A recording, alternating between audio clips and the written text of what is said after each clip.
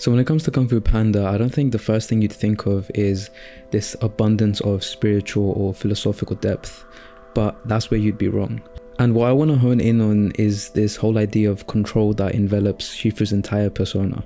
From the first moment that we're introduced to him, we see how stern and rigid he already is, and as the movie plays out, we see how this reflects his need to control every little outcome of his life. But something interesting happens as he tries to do this. The more he tries to take power over his own destiny, the quicker things get out of hand, get out of control. And that's the beautiful irony to this whole thing, because surely if you do everything in your power to make sure things go a specific way, if you plan and plan and plan, surely everything's gonna work out in your favor, right? Kung Fu Panda says no, and let me explain why. The definition of control is as such: the power, ability, or authority to manage, direct, regulate, or restrain people, actions, or processes. Basically Shifu to a T. But what would the opposite of this be? Does a word like surrender do it justice? Does it help to show two contrasting ideologies, two contrasting attitudes when it comes to living life? The definition of surrender would then be to yield to the power, control, or possession of another upon compulsion or demand. And who represents this idea of surrender better than Oogway himself? In fact, you see it from the very first meeting between Shifu and Oogway. Shifu comes sprinting into the Jade Palace to meet his master, who's in this calm and almost meditative state. And as the conversation goes on, we see how he warns his student of his visions of how Tai Lung will return. And you see how Shifu's face instantly turns to panic and desperation once he hears this, immediately grabbing a hold of Zheng and sending him to Chogun prison with a message to fortify it even more. But what if I told you that it was his very action that leads to Tai Lung getting free in the first place? You see, if Shifu had never sent Zheng on this mission in the first place, Zheng would have never gotten a tour of this prison, and then the guard would have never slapped Zheng on the back here, and in turn his feather would have never fallen down all the levels of the prison, and Tai Lung would have never had the opportunity to use it as an instrument to orchestrate his breakout with. And throughout the whole story, he may have still been in prison. You know, this entire chain of events takes place because of Shifu himself. The exact possibility he was so scared of taking place happens through his own control, and that's the greatest irony to this whole thing. The more he tries to control the situation, the more out of hand it actually gets. And this is something that Oogway alludes to as well. One often meets his destiny on the road he takes to avoid it. And he sums up Shifu perfectly with this line. And funnily enough, throughout this whole narrative, it's Shifu himself that accelerates all of these events up. And there's so much truth in this one quote of Oogway that it extends beyond just the character of Shifu. It forces you to reflect on your own life. You know, this idea that some things are just meant to happen, and regardless of the fact that you like it or not, they will happen, and you can't do anything to change it. This idea that there's a higher power that has decided our fate and destiny, and how instead of fighting it, we should learn to surrender to it, to devoid ourselves of our ego and our own limited knowledge of the future, and to not let that cloud our judgment or clarity. You know, which is often caused by a state of anxiety or distress. Something that we see Shifu in constantly. How no matter what you do, you can't escape what's meant for you. Even if you set out on a path completely opposite to it, life will often take you down the path right to where you avoided it. And so you see here both master and student have such powerfully contrasting philosophies, something that's reflected in their personalities as well, and how they interact with other characters throughout the movie. And one shining example is how both characters treat Po. Shifu is often seen restless, agitated, and annoyed just at the existence of Po. But on the other hand, you see how calm and tranquil Oogway is. Someone who acts like a mentor, a teacher to him, without any judgment. And you know, all of this is a great indicator of how your personal worldview is reflected in the way you treat others. Shifu is always disgruntled and bitter, while Oogway seems to have reached a state of enlightenment that allows him to become one with the universe, to achieve a state of zen and clarity. This is obviously something that Shifu struggles with, and unsurprisingly hasn't achieved yet. And you see Shifu's obsession for control show itself more prominently during the whole Dragon Warrior tournament. We see how visibly uncomfortable Shifu is with Oogway's mantra of "there are no accidents," and how this way of thinking reinforces the idea of destiny again, something that continually clashes with Shifu's way of thinking, his ideology. But again and again, Oogway asks for Shifu's trust and faith, in that whoever he chooses will bring peace to the valley, as well as himself. And Shifu's greatest struggle is this act of believing, of having faith, that everything will work out. And as you fast forward, you see Tigress, the one Shifu expected to be chosen, isn't, and it's this random panda that fell from the sky. And he's livid, he's furious. He doesn't understand one bit why Oogway chose this fat random panda over his personal project that he's been training since she was a cub. And his reaction is to continuously reject the idea that Po could be the true Dragon Warrior. He does everything in his power to try to get rid of him, and this only causes suffering for his own self. All because it's something he can't make sense of. He's so desperate for circumstances to play out in the way he thinks they should, because that's what makes the most logical sense to him. But sometimes even your own logic fails you, you know? There's this element of faith that the brain can't even comprehend. Your logic can only take you so far. Sometimes you have to surrender control eventually and completely, because there's always scenarios in life where you don't completely understand what's happening, and that's okay. You know, no wonder he can't attain inner peace. And speaking of, we see him actively trying to achieve it, meditating and repeating words as if it's enough for him to get there.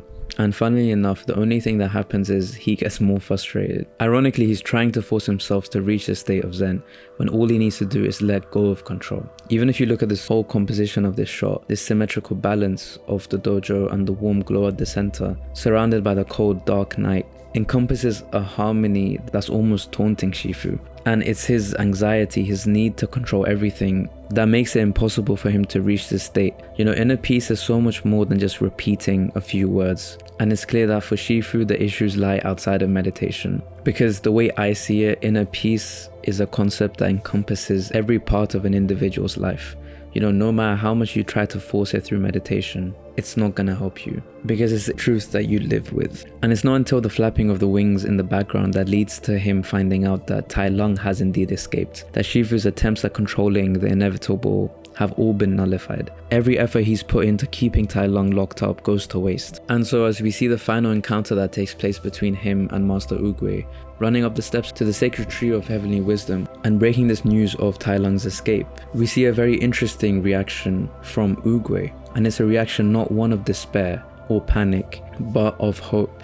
This would truly only be bad news if Shifu doesn't have faith or believe in Po. Even at this point, Shifu is still constantly in denial about Po being the Dragon Warrior, referring it again and again as an accident. You know, anything that Shifu can't make sense of, he just labels as an accident. Oogway is very intentional about everything that he does, and he continuously implores Shifu to reframe his thinking.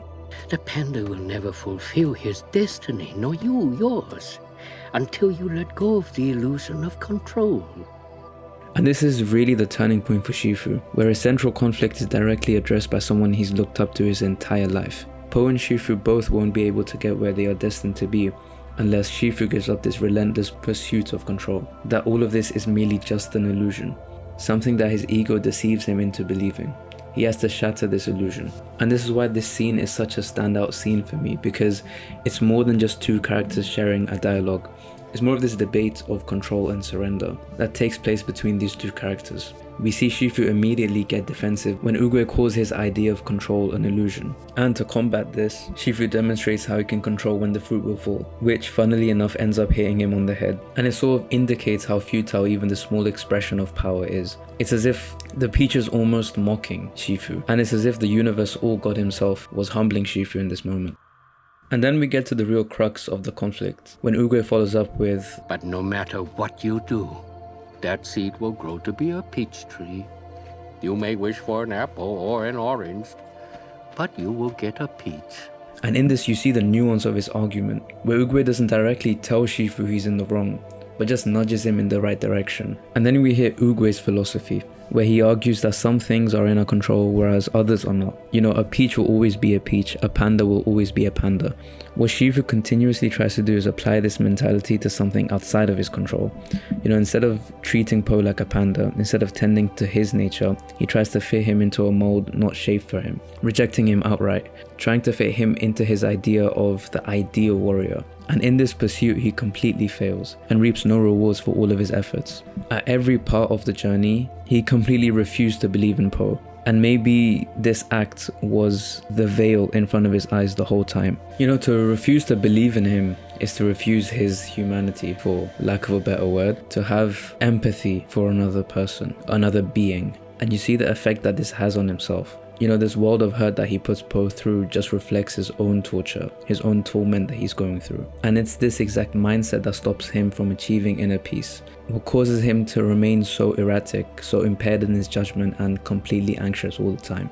Maybe it can, if you are willing to guide it, to nurture it, to believe in it. He decides to do the one thing that he's been avoiding this whole time, and that's to trust Oogway's word as he promises to try to believe in him. Just this little step that he takes in suppressing his own ego is enough for Oogway to recognize that he can move on and that the Valley of Peace will be in good hands, that Tai Lung will be stopped, that Po and Shifu will achieve their destiny. You know, you really see Shifu's sincerity here and the respect he has for his master in taking this blind act of faith, and becomes the major turning point in the movie. And as Oogway leaves the Valley of Peace, as he ascends, we see Shifu act on this promise immediately to convince Po to stay, even after admitting he doesn't know how he'll turn him into the Dragon Warrior. You know, this admittance of honesty that he has, and this moment of slowly putting his guard down and opening up to have humility, all of this blossoms from his small act of faith. You know, the Shifu before would never have shown this quote-unquote weakness in front of Po. He'd never look at him as an equal, as someone worth talking to.